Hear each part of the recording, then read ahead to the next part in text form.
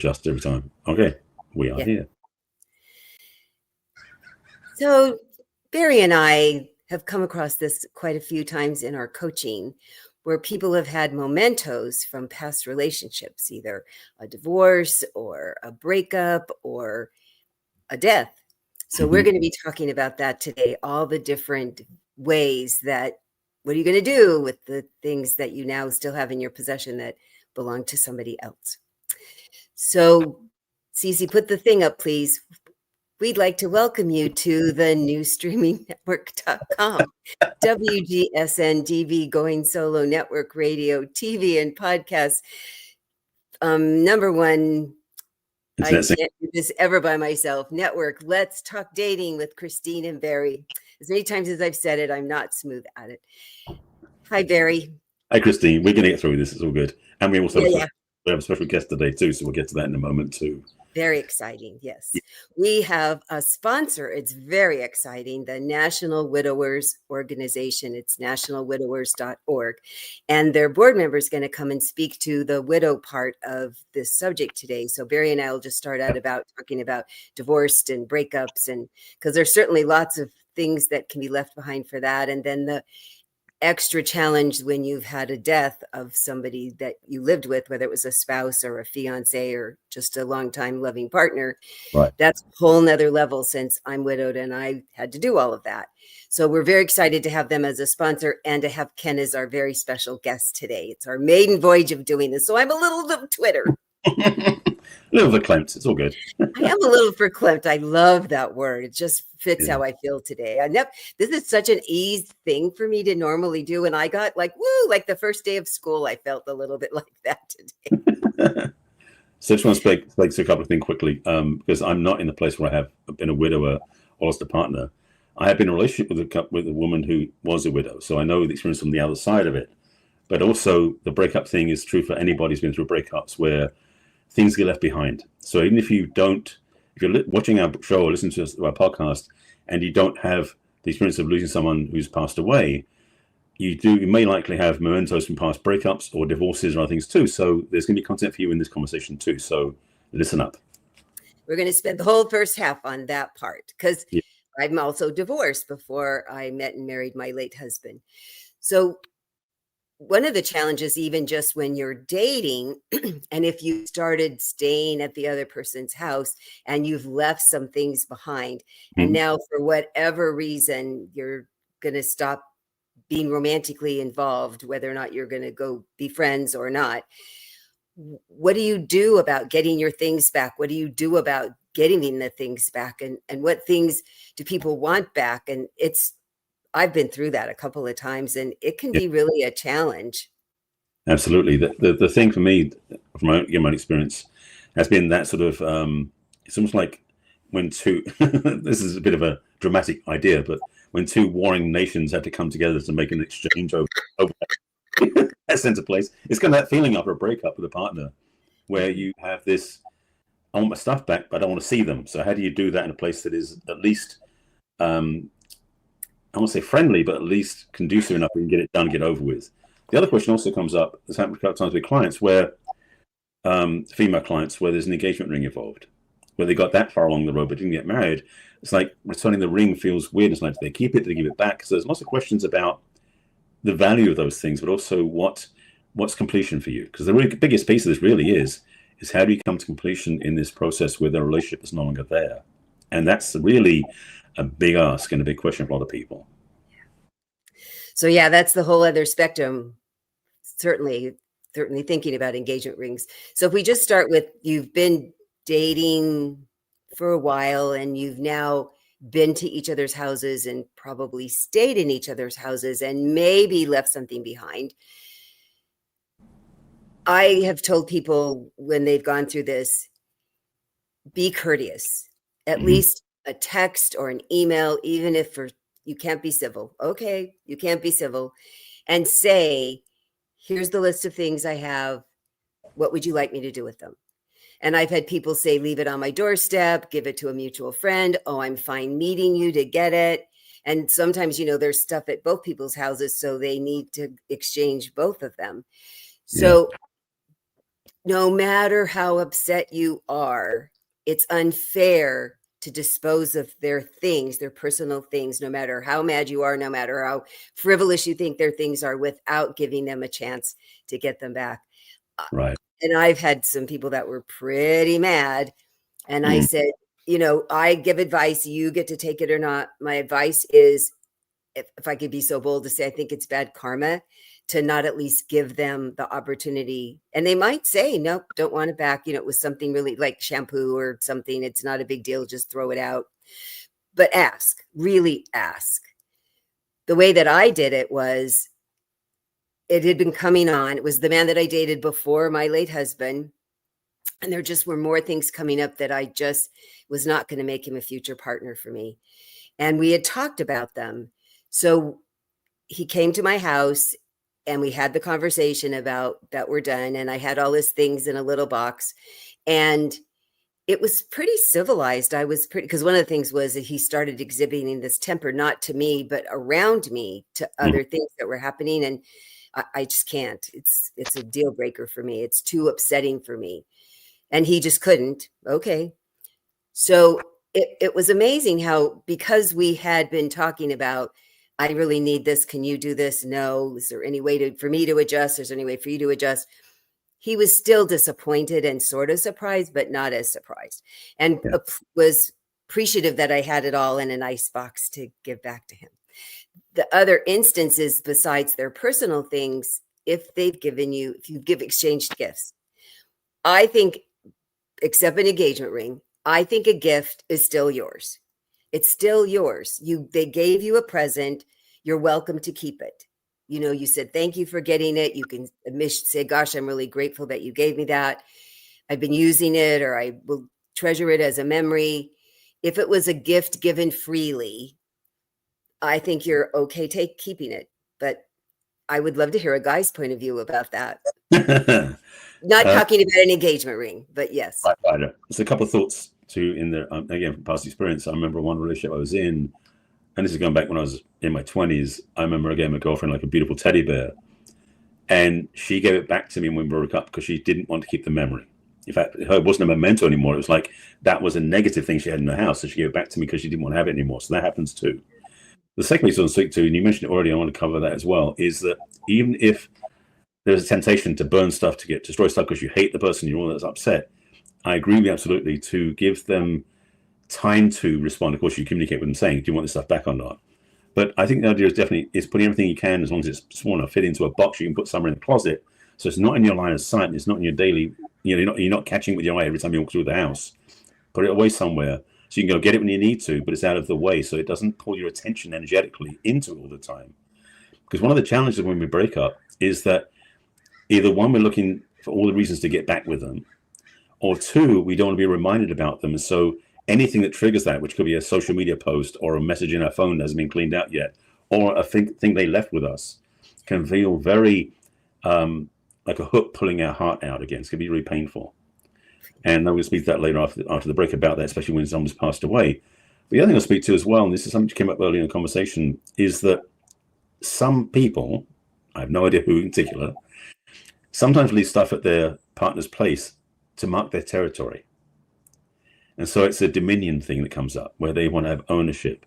And so when the breakup happens in this situation, and the person whose place has been commandeered wants to give it back, there's a whole other level of energetic and emotional, I won't say blackmail, but it's a place that is very dysfunctional because the person who put the stuff over there now feels they've been defeated. They've lost their gain of property, so to speak, when they're in that person's house. So that can be a different place where you've got to hold a high watch. So one of the things to talk about in my work with my clients a lot is boundaries. And in this sense, part of your boundary is to not let somebody else hold your space hostage for their own comfort. And so, as you said, and I want to underline this, is that you want to make sure that anything you have in your possession gets out of your possession back to the person, ideally, if it's something of value. Even if it's something not, because there's still this sense of like, I got my foothold in their space, that they think they got control over you. So part of your completion process to get your own dominion, your own space back, is to make sure everything that is theirs that isn't yours is returned, restored, or removed so you can be at peace. Yep. Really good point. And what I've told people is when they want to destroy something, if it's something that somebody else could use, give it to a charity, the Goodwill or the veterans. And then if you want to write a nasty letter that you don't mail about how mad you are about this thing, really, if you need to get it out and you're not going to do it at the person, and this is something that really somebody could get some comfort, like the teddy bear, that you could give it away and maybe have a little healing because you gave it away knowing somebody else could use it. And then you still need to do something with your mad and your lack that can't be a future and all the horrible, awful, whatever it is they did, that you now get that out in a letter that you can then burn that. I think burning that letter is a really good idea. Put it in a dish or in the fireplace and watch it burn. It's very satisfying. I've done it a couple of times, actually. I recommend it to my clients too. I've also used it as a place to vent. It's almost one of the best places of using the letter writing as a means of emotional catharsis and clearing out so you can be free again. Being free and being whole again is the goal of this work and what we do with our clients after breakups. And these are many different tools we provide because it frankly is somewhat tempting to hold on to things, whether it's emotional or whether it's physical. There's a part of us that seems to be attached to the way it was. And the truth is that it's not easy to go back. I mean, once in a while, somebody can go back to a relationship if you had a former relationship that you broke up with. But holding out from when you break up to that point of happening it's a long road to get there. So to clean up your space and to have like a do-over, to start over again so you can be free to move forward to a new place is the best approach because it puts you back on your own 2 feet. And the temptation is, but what if and if only and these sort of things that come up. This is the denial and it's almost like hostage negotiation. Hostage is because you're holding yourself hostage to a past relationship that's no longer there. And having, again, clean, starting over, clean boundaries and a healthy way of being is the best place to approach any relationship, past or current or future. Such a good point. And I love that you brought up the social media because especially if they're still there and you're going to see them dating other people and having fun when your heart's broken, to unfriend them and unfriend the people that you're mutual friends with so that doesn't keep stabbing at your heart. And that if the kind of pictures where you did stuff together, if it's really stabbing you, if it's really keeping you stuck, then consider hiding them. You can hide stuff. You don't have to delete it. You can delete it, but you can just hide it temporarily, like putting the box in the closet when you're not ready to get rid of it, but you don't want it in front of your face. Because people don't always think about it ahead of time, and then it just keeps popping up and poking at your wound. It's really it's unhelpful. It's very unhelpful, especially when there could be things that'll pop that it'll not only remind you about when it was a happier time, but now, oh my gosh, they're having a happier time with another person. It's just not a good idea. I am so grateful that the major relationships in my life ended before social media happened. So I became friends with them again. So basically I'm friends with them on social media because we got past that. And that was, I'm grateful for that. That was a gift for definitely 3 of my relationships. I look back and see, and we are friends on social media. And I'm just thinking, 2 of them are married with their own kids. One of them is in new relationships, been going for quite a long time. And I look at them going, they're so much better together than we were. So it's almost a blessing. So that can happen as well. I'm not saying it's the only way, but it's one thing I'm grateful for is that I've had that experience myself, which is a lot happier than some of the relationships I see my clients go through and the emotional turmoil they go through afterwards, which they don't necessarily have a healthy relationship with their ex. So yes, I agree with you. The social media trap or frustration is when the memories pop up when you didn't expect them. And basically you're looking at a time when you were a happy couple 4 years ago and it suddenly pops up in your memories again and you realize, oh, that may be a good time to reach out to your coach or your guy to have somebody to work you through your stuff because you haven't resolved that yet. I mean, that's a little plug for our work. I know we'll get to that in a minute. But a reminder that, frankly, if stuff keeps poking at you, we haven't resolved it yet, you might want to get some extra help besides your own internal process because it is hard sometimes to look in the mirror and see yourself clearly because you've got so much agenda and so much belief that's carrying along. And social media is a we'll say impersonal. It doesn't care. It just throws things back at you because like, oh, it's been 2 years. Let me show you that picture. And it can be very painful. So understandably, when you go through a breakup, the memento piece is part of the picture, but also it's the emotional mementos too. which is so key because we do have investment in, that toothbrush that they had when they stayed over, or that teddy bear that I experienced, that thing. So you've got to decide for yourself what you want to hold on to, but also what you really want to let go of once and for all. For sure. So now if we move on, that you were in a very serious relationship and you were making future plans, you had concert tickets, you had airline tickets. I actually did have that happen once. My girlfriends are like, he was going to take you to 3 tenors. The same guy said, I can't do this anymore. It'll just keep getting worse for me. And I ended up paying the cancellation fee because I was the one that broke up. I felt that was fair. I offered and he accepted. So I think that's the other thing, that when you have progressed to something where you're now buying more expensive things for each other, and they've now done this, and you're the person that's taken the step that you just can't do this anymore. I didn't offer to pay for the ticket. You're going to figure out how to do that with somebody else. But because he canceled because of me, it wasn't that much. And I felt honorable about doing that. So now if you've progressed to somebody, you're now engaged and you have a ring, since I get to give my opinion, I have told everybody, offer to give it back. Please offer to give it back. I've had both sides. The guy said, yeah, absolutely. And nope, you can keep it.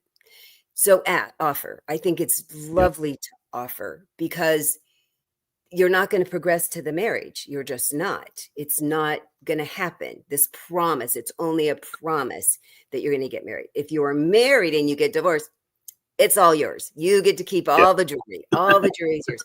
There's been another part about other jewelry. And I said, you get to decide offer or not. My advice is to offer about the engagement ring, but it's like a present. If they gave you jewelry, it was a present. I'm fine with you keeping it, if you're asking my opinion. But I'd love to hear the man's point of view, because you're often the side that's giving and we're the side that's receiving. So please tell me what you think about this. I would say I would agree in a lot of places, because if I've given my girlfriend or my fiance jewelry, for example, not a wedding ring, not an engagement ring, but like, earrings or a pendant, frankly, inside of me, this is me personally, not saying for all men, but for me personally, once it's given, it is done. It's out of my hands. It's a gift. And it's the act of giving that I did it from that I want to hold on to. So it's not the physical piece, it's the actual action I took, the emotional experience I had of being given, being the gift. And so what she does with it is up to her. And this brings up a story I remember hearing this a long time ago. Someone said about the true act of giving means that, for example, you give somebody a gift, a present, like you give them a box and they're standing right in front of you, and they take that box and they put it on the ground and they stamp on it and destroy it. The thing about this is where you learn what detachment's about when you're truly giving. So when you give something, what they do with it is none of your business. And this is a hard one to do, I know, for some people, but I know, and it's one of the things I had to learn. It's a lesson I keep learning. It comes up again and again. But the idea being is that if you give someone a gift that comes from love and care and joy, and then you break up, that feeling hasn't gone away. You can still hold on to it. And so what they do with it, it's out of your hands now, whether they keep it and use it. Because the other thing also is, if I give my girlfriend a pendant, she may not want to wear it again after we broke up. So I don't know. So it's out of my hands. And so what she does with it, up to her. If she wants to keep wearing it, part of me goes, she still loves it. There's part of me gets judgment, like kind of selfish about it. But then the other side of it is that if she decides to pass it on to somebody else, that's fine. Again, it's out of my hands. It's moved away. So the challenge is how do we separate the act of giving from the actual thing we give? That's the big piece as well. Well, that's a lot to chew on for our first half of our show, right? So if you does this happen to you, or you're in the middle of it, or you'd really like to have a proactive thing to do about it before this happens to you, Barry and I'd be so happy to talk to you. So the way to reach me is to go to my website, which is www.theperfectcatch.com. Scroll to the middle of the page to the What's Holding You Back From questionnaire. Click on that, fill out a brief questionnaire, schedule a complimentary, no obligation, free conversation with me on my online calendar. You could also send me a personal private email at Christine@theperfectcatch.com. And Barry, how would people get a hold of you? Similarly to Christine, I have a website also, which has a place on it you can click on. So on my website, which is my name, barryselby.com, at the top of the screen, remember where it is, there's a little button you click on, which is Let's Chat, and it takes you to the same calendar to get on my calendar first. Choose a spot. Also, then there's a form you can fill out, which gives you some poignant questions to answer. And then you schedule a 20-minute conversation with me, which is my gift to you. And we talk and we discuss what's working for you, what lines up, and if it doesn't or does, then we can work together and go from there. You can also send me an email at my email address, which is barry@barryselby.com, and we'll tell all about the rest of it at the end of the show. So that is basically the quick way, and we're going for a break. And Christine, you can tell us what's coming next. Yes, we are so excited to have a sponsor that's got so much excitement about being part of our show, and it's the nationalwidowers.org. And Ken Levy, one of the board members, is going to be on the show when we come back from their wonderful, fabulous commercial. I'm really looking forward to seeing it. And we'll be right back with Let's Talk Dating with Christine and Barry, talking about dealing with mementos from past relationships. In a moment. The National Widowers Organization is a men's grief network. Our website serves as a virtual toolbox of free resources for men coping with the death of a loved one, whether a spouse, parent, a child, or lifelong friend. Our goal is to bring men together and arm them with as much information as possible to get through a devastating time in their lives. The NWO has a team of bereavement specialists and fellow widowers to help support you. You are not alone. For more info, go to nationalwidowers.org.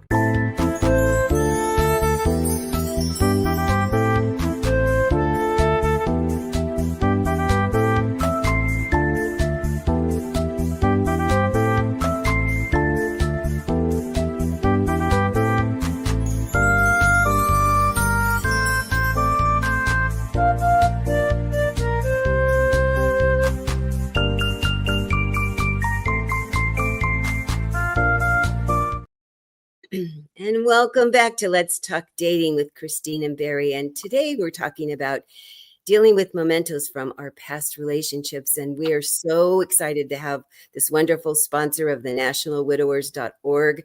And Ken Levy, one of their board members, is going to now come and talk with us about what it's like to have mementos when you've lost a loving spouse. Hi, Ken. It's so exciting to have you here. I'm just all verklempt. There we go. Hello to you, Christine and Barry, and thanks very much for having me on. Yeah, it's a very difficult thing with the death of a spouse, obviously, needless to say. So I've been with the board member with the NWO, the National Widowers Organization, since about 2012, I'm guesstimating. So I'm certainly not an expert in grief and bereavement. I'm just, so it's a club you never want to be a member of, really, one of those sayings. Yeah. So it doesn't make me an expert. I guess there's that great Woody Allen line, those who can't do teach, and those who can't teach Jim. Nothing against phys ed teachers at all, but it's just that type of thing with me, because I don't really profess to be an expert at all in grief and bereavement, but we do have people on board with the National Widowers Organization that are experts in bereavement counseling. And just to get the perspective of people who have experienced that loss, and I could very much relate to this particular topic that you guys are talking about today, because I faced a lot of that, and really many years later still am. So it's a process, it's an ongoing thing. I've heard every spectrum, from guys who lost their wives where they, and I hate to use the phrase got rid of their wife's stuff. I almost prefer to use the word divest. It just somehow sounds a little bit better than to get rid of, has a sort of somewhat negative connotation to it. But they divest their wife's things within weeks or months. And other people hold on to them, forever. I guess Norman Bates would be a good example of that in the movie Psycho. So that's very extreme. But for me, after my wife passed away, it was really like getting hit by a freight train, not even because of the fact that she passed, but it was very unexpected. It wasn't anything that she was battling cancer for many years. I'll give a very Reader's Digest thumbnail description. She was diagnosed with stage 1 breast cancer, which 1 in 8 women unfortunately get that diagnosis in a lifetime. It was stage 1, which is a very curable point. She did the cut, burn, and poison, which is chemotherapy, radiation, and that treatment lasted for about a year. And she was good to go. And she did her usual stuff after her body recovered from the chemotherapy, which took a bit. She was a marathon runner. She ran 8 New York City marathons, very healthy, really a poster child for not having cancer. So we thought it was a fluke. But about 5 years after she completed her cancer treatment, she showed some very anomalous symptoms that the doctors couldn't quite figure out. It turned out to be a recurrence of the breast cancer in a very virulent form called inflammatory breast cancer. And nobody was expecting that to happen. She was even on tamoxifen. Some of the audience members might be familiar with that drug for breast cancer. I think there's a more up-to-date version of that now. But even with all the prophylactic measures and follow-up, she got a recurrence and she passed within about 3 months.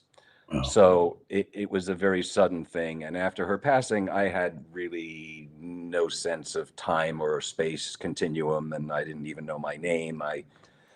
It was just a devastating time, and I had all of her stuff in the house. So it was a very difficult process because this was evidence of her physical being on planet Earth, which she no longer was. So I was loath to get rid of anything. So it took me quite some time to start divesting some of the things of hers. And she was, if I may say, she was a real girl in the sense that she loved to do her shopping, and she had a lot of clothes, a lot of handbags, a lot of shoes, a lot of jewelry. And because she was a marathon runner, she had about 8 pairs of sneakers, custom fitted, Adidas. And I still have some of those. I really had to fill up large yard waste bags. And I did that several times. Some of the things I divested to charity shops, some of which I sold. And I have to say, I felt a little weird about doing that. Yeah. I wasn't sure if that was like a kosher thing to do or not with your deceased spouse's things. But she had so much stuff. So the majority of stuff went to the charity shop. A small percentage was sold. But as many yard bags worth of stuff that I had, there's still quite a lot of things that are still here. And some things the low-hanging fruit, I can deal with. Some of the things that are up higher on the branches of the tree, that I closely associate with her, obviously her glasses, her jewelry, certainly bottles of fragrance that she wore. She loved Light Blue by Dolce and Gabbana, I think it is. So that brings back, that's very evocative. So it's a continuing process for me. Other widowers, your mileage may vary, of course. There's not any one particular thing to use as a yardstick. Right. And when you and I talked, Ken, you mentioned that there was another sentence that was used for you with the complicated grief, that it hadn't been something you'd read about or heard about, and that it might be something for people to go, oh, I think I'm experiencing that, or I will now know if I do, or I know somebody that might be experiencing that. Right. Yeah, it was because of the suddenness of her passing, and I guess the way that my brain is wired, I found it very hard to let go, and I had a lot of issues. And I did, at the time, was diagnosed with complicated grief, which now is changed the name in the DSM to prolonged grief disorder. George Carlin once did a routine about medical terminology, how it used to be 1 or 2 syllables like shell shock, and then it became eventually PTSD. And so it's now referred to as prolonged grief disorder. That held me back from divesting Sheila's things for some time. So that definitely is a thing. Some people are better at processing things than others. There's another term in psychotherapy called resilience, which I learned about. And some people just have more natural resilience to things in life in general than others. So I think that being in that program or in that diagnosis of prolonged grief disorder certainly played a part in it taking longer than maybe some to divest. There's that word again. So yeah, I mean, there's still stuff of hers, jackets, and one of the first things you want to do is smell the clothing. Maybe some of the widowers can relate to that. And after a while, that sort of dissipates and goes away. And with enough time passing, I would say grief is always present, but it's with time in a softer way. And I use the word softer because there's no other better word that I've ever found to describe it. It doesn't fully ever go away. I'm lucky in the sense that I'm a journalist of many years and I'm a big photography addict. And so on our honeymoon, I have all kinds of videos. I've got pictures through the years. So I've got videos of us visiting her family, and I treasure those. So those are things, obviously, I'm never going to let go of. And there's a lot of things that she was an amazingly funny woman. I have always thought of her as a cross. When she was funny, she could be a cross between Lucille Ball and Daffy Duck. Imagine. I love it. Just had an incredibly wonderful sense of humor. So there are mementos that just even anybody wouldn't even think about that it would trigger me to laugh because it evoked that response from the memory. So it's always there, but it is very difficult. And her family is big. She came from a very large family. So I would ask her sisters if they wanted any of her clothes, any of the jewelry. They said no. So that was quite a number of years back. So that added to the complication because it wasn't like I had a ready-made family member or members that were ready, willing, and able to take Sheila's clothes or something. I gave a few things away to her niece. She was about the only family member who really expressed a desire to have Sheila's things. So, that added to it being a little bit more complicated. I think I would have felt better personally, and I'm interested what other widowers' experience is if you were able to give it to a family member. And since Sheila and I didn't have children, because the first time she was diagnosed, she was on, as I mentioned, chemo that threw her into premature menopause. So we have there's no, sons or daughters to give it to, and none of her family members to give it to. So that added to the pile of complication. Yeah, understandably. My husband had 2 children, and there were lots of things that they wanted and that I wanted them to have, and it was really helpful. And speaking of the selling part, because my husband collected a number of quite interesting, valuable things, and what I found was people would buy them through why can't I think of the word? eBay?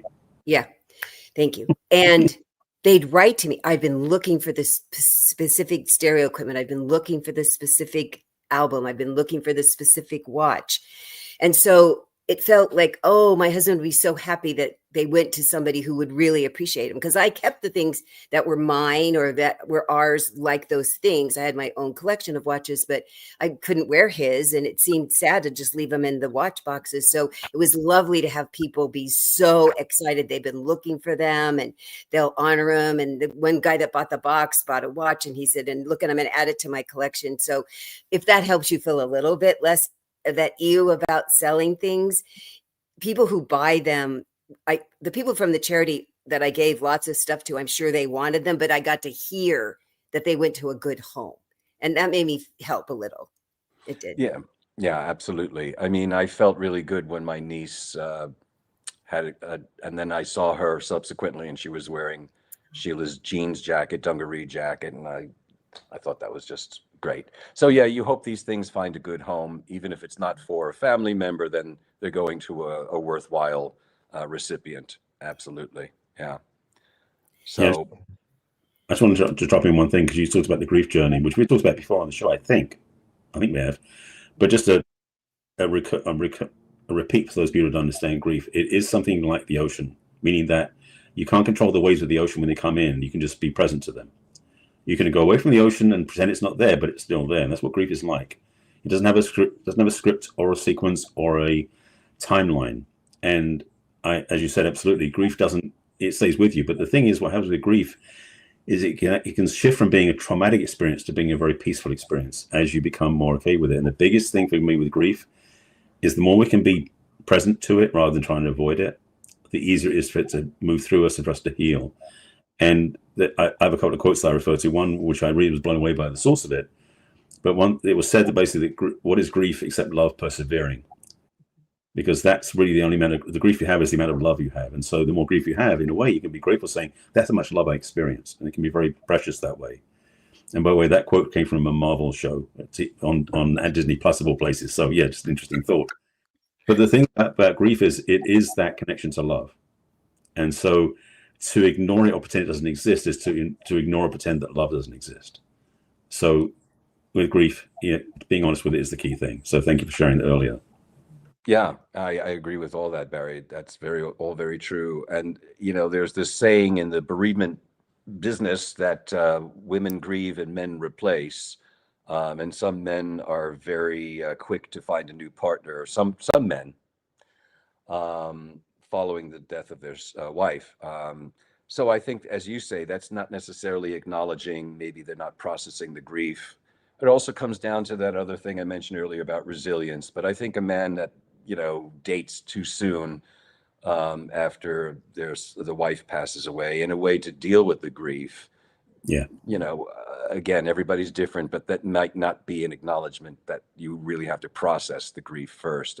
And this is, if I could put a plug in for the NWO, this is where the National Widowers comes in, because men famously don't really have the same type of social networks that women have. I never fully appreciated that, or even wasn't necessarily totally conscious of it. It's just something you grow up with and take for granted. But then you get older and you start, because of life circumstances, saying, yeah, women relate to other women differently than men relate to other men. And it certainly is apparent in the grieving process. Yeah. So again, as I was saying about men divesting items soon after, there are some men that I knew shortly after Sheila passed away that I got hooked up with through a bereavement group that were, getting engaged within 5 months after their wives passing. And I'm thinking, well, either A, you didn't really have that terrific love for your spouse, perhaps, who knows, or maybe you're just trying to fill that void. So, but the National Widowers Organization is a place where the newly bereaved, or even not so newly bereaved, can find a virtual toolkit on our website, which is nationalwidowers.org, that has everything from dating advice by none other than Christine, as well as all kinds of books and resources. We have a peer-to-peer counseling group. We have experts that are involved in all aspects of the bereavement process, as well as amateurs like me, I suppose. It's life experience people like me, I should say. So yeah, I would encourage your listeners, if you're in this unfortunate club that we never wanted to be a member of, and you've lost your spouse, but not only a spouse, because our organization also deals with men who have lost any major losses, like a brother, a best friend, a son or a daughter, parents, certainly. So any type of loss, we're here to counsel and support the newly bereaved and not so newly bereaved men in any area of major loss. And Barry and I are so grateful that you put our podcast on your website. It's so nice, generous of you. And yes, men that are dating and women that are dating widowers, they can't belong, but they can write. I'm very grateful that I get to answer their queries about it. So thank you, Ken. We're so grateful to have the nationalwidowers.org be our sponsor. We feel extra special now that we have a sponsor for our show. So in order to talk to Barry or I, if you're having any of these challenges in your dating period, as I said, go to my website, which is www.theperfectcatch.com. Fill out the questionnaire. It'll give you access to my calendar so you can schedule a complimentary conversation with me. You can also send me an email at christine@theperfectcatch.com. When you're on the homepage, I have an ebook for free. You can download it. All I ask is that you tell me what you think about it. What did you like? What would you wish I had put in it? You can join my mailing list. Every week you'll get the podcast. that we do every week. You can also go to my social media icons at the bottom of Facebook and LinkedIn and YouTube and Instagram and Pinterest. And you can now watch all the over 250 podcasts that Barry and I have. And so, Barry, tell people how to reach you, please. Thank you. Similar to Christine, again, I have my website, which is barryselby.com. You already know about how to get in touch with me through the link at the top of the screen, which is Let's Talk. At the bottom of the screen is actually an opt-in to get into my email list, which, again, I send out replays of this show as well as other things I'm working on. I'm relaunching my emotional freedom class next month. So if you're interested in that, reach out to me directly. Go to Barry, send an email to barry@barryselby.com. On the middle of the screen is my quiz that I created, which is basically, are you ready for a relationship? Because if you're single for a while, whether it was through loss of a partner or through breakup or through any other reason, if you're not sure if you're ready, take the quiz, which is on my homepage, again, in the middle of the screen. And for those who want to go a little bit deeper, I have another quiz, which is your self-relationship assessment, as in your relationship with yourself, because frankly, every relationship begins there anyway. So if you take the self-relationship assessment, you'll know where your own inner support systems are stronger or weaker, and you get a downloadable PDF, and it gives you lots of clues to work with that. My book's on my website too. We'll skip that for now. You can always go find it on my navigation on my website. But if you want to find me on social media, it's my name, Barry Selby, on basically all the platforms like Facebook, on YouTube, on LinkedIn, Pinterest, etc.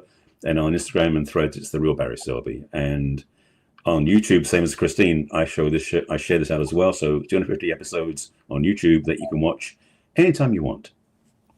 Yes, you can watch us live on Thursdays at 1 o'clock Pacific and 4 o'clock Eastern. You can also watch us on replay on YouTube and on Roku. And Barry, they can take us with us too, right? If they want to just listen to us while they're doing stuff. Yes, because our videos are not just video; they're also audio. And so our show is put up as a podcast on apps on Apple's iTunes, Apple's podcasts, as well as on Spotify, and I think it's on Amazon Podcasts as well. Basically, wherever you get your podcast, look for us. You'll find us there. So you can binge listen to us when you're out driving, hiking, biking, shopping, anything you want to do. You can keep us in your ear and get updates and clues on how to date better. And we'd love for you to like and share with other people that are having dating and relationship problems and questions. And please leave a review if we've said something that's made a difference. People keep telling me that the things that they're learning. And we'll be back live next week. Thank you again, Ken, for being our guest today. It was really my pleasure. And we'll see you all next week. Bye-bye. Bye.